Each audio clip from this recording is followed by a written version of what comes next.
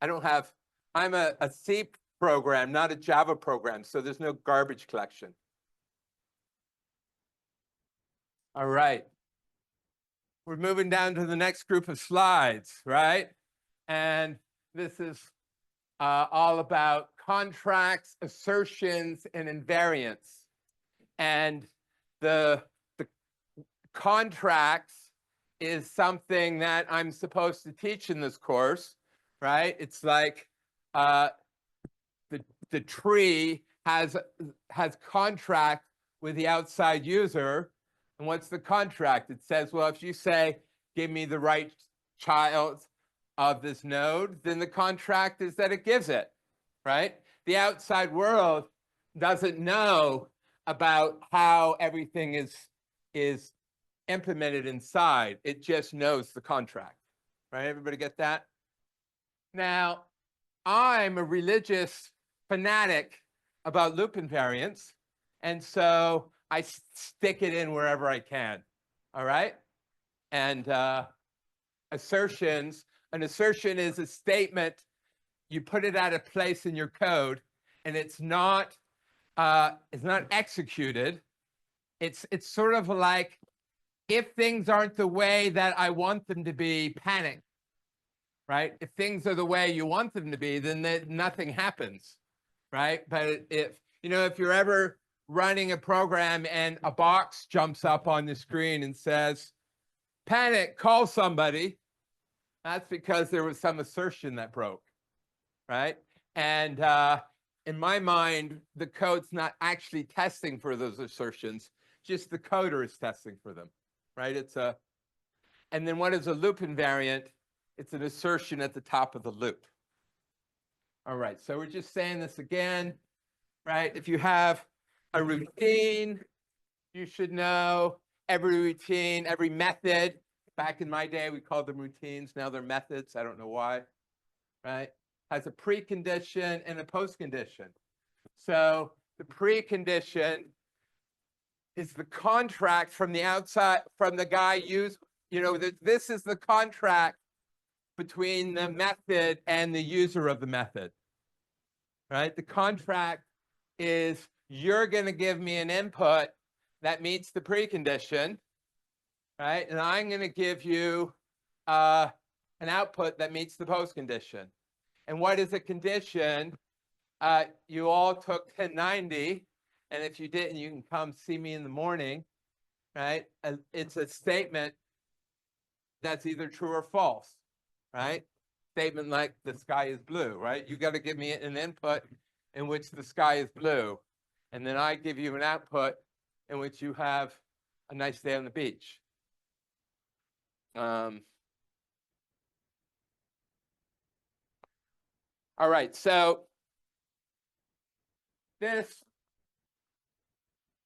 is a motto that I use a lot, which is one step at a time.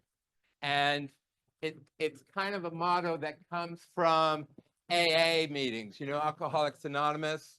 They say, if you think I'm never going to drink again, then what you do is you panic and you drown. But if you think, I just got to get through today, then you can get through today. And then tomorrow, you can get through tomorrow. You know what I'm saying? So that's the motto here. If you worry about the entire computation, you try to understand it all, everything that's happening in this big system, you're going to drown. And so we're going to break it down into little pieces so that you don't have to worry about it all at once. And this pre and post condition is a way of breaking things, right? It breaks things between the outside user using this, whoever's using this routine, and me who's writing this routine, right? There's a break. You don't have to worry about both at the same time other than this condition, right? And this, you could say first step, or you take the next step. And what's this picture? This is bringing loops invariants in, right? It's one of those relay races where you hand the baton to somebody, and she has to run around and hand it to the next person, right? And the key here is when you're standing there ready to go, you just don't have to worry about anybody else. You get yourself psyched up, you're handed the baton, you run around the track, you hand it to somebody else, right? You just worry about your job. Oops, see, I hit that stupid button again. Luckily, we're not far into the system.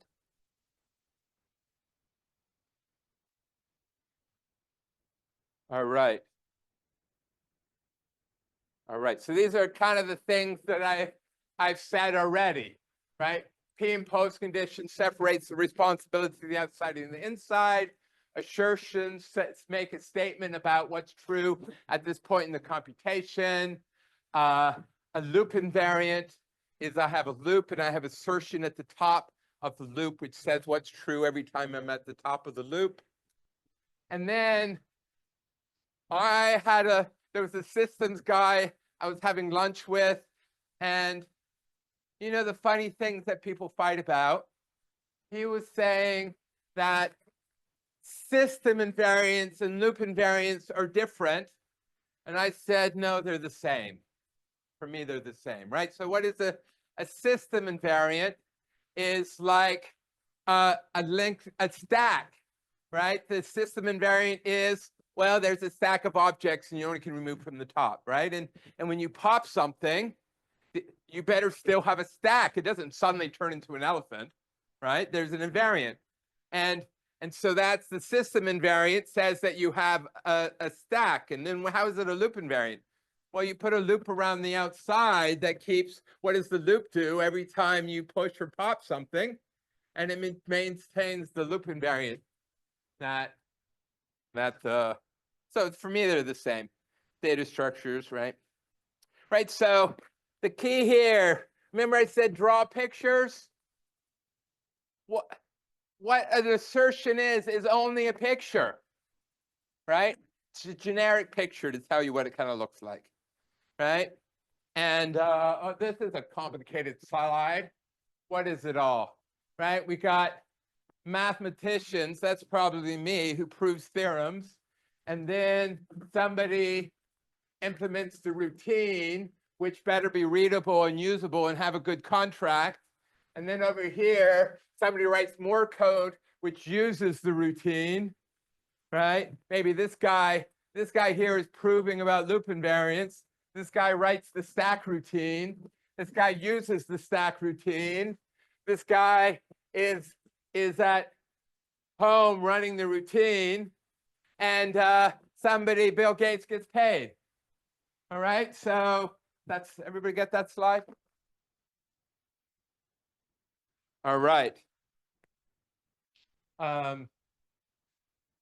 These slides are actually, they first came from 3101. So this is easiest 3101 stuff, all right?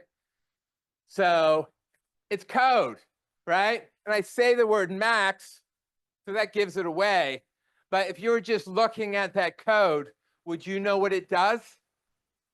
I mean, you could probably read through it and figure it out, but to me, it's hard, right? So I first want to contract with the outside world. And the contract says the precondition is you give me 3 numbers, and the postcondition is that I return the biggest of them, right? Everybody's pre and post condition.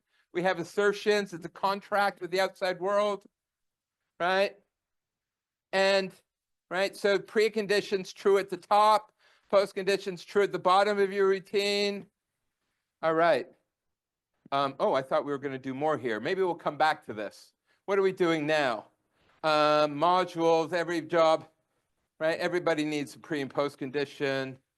Allow programmers to implement as they wish, right? So, right, I can implement my stack as a linked list. I could implement my stack as an array. The outside world doesn't care. It allows the user to reuse the modules, right? These are all system, object-oriented system design things, right? hierarchical, like we have positions and, right? Encapsulating, right? That was the hiding. Somebody defined that for me the other day, right? And, right? So here we're just saying the goal of C is to write really efficient, fast code. And so you get down there and you can play with the machine code, right? Well, the goal of Java is to hide things and make sure there aren't bugs. And your code might run a little slower, but there might be fewer bugs in it, right? I don't know.